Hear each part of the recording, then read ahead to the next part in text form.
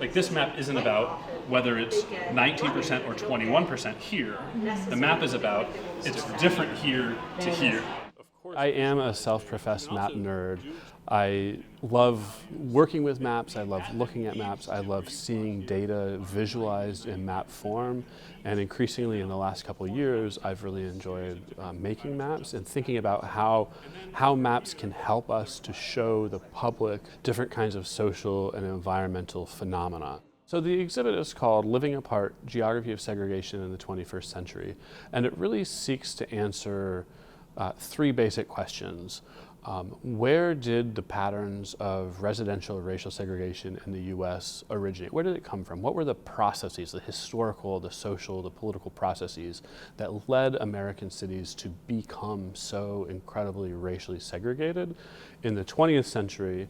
And then looking into the 21st century, why have those patterns been so durable, and what have the effects been in the present day? We created these 12 different maps. All 12 maps show exactly the same amount of the city.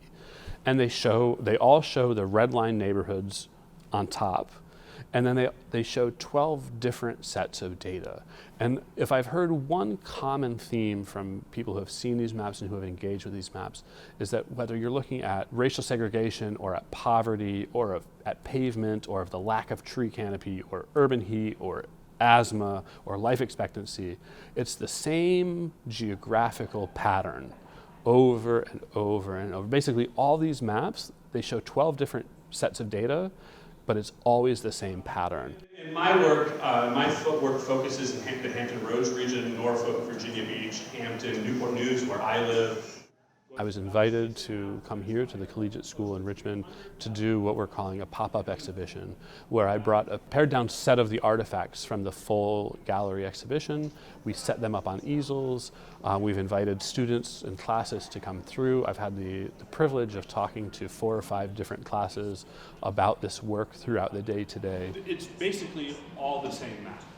The exhibit begins by getting a little bit into the history of housing segregation in the U.S. and housing discrimination in the U.S., looking at redlining, look at public housing policy in the 1940s and 1950s, looking at other housing policies surrounding the suburbanization of especially of the American white population, the white middle class suburbanization in the 1950s and the 1960s, all the way through these kind of discrimination in mortgage lending, discrimination in home appraisals, all these different historical processes, both public policy but also the discriminatory actions of individuals and of companies that created the landscapes, the landscapes of inequality that we inhabit today. New 2022 data shows that median white wealth in the U.S., the middle family, the middle white family in terms of total net worth, has almost $300,000 of wealth.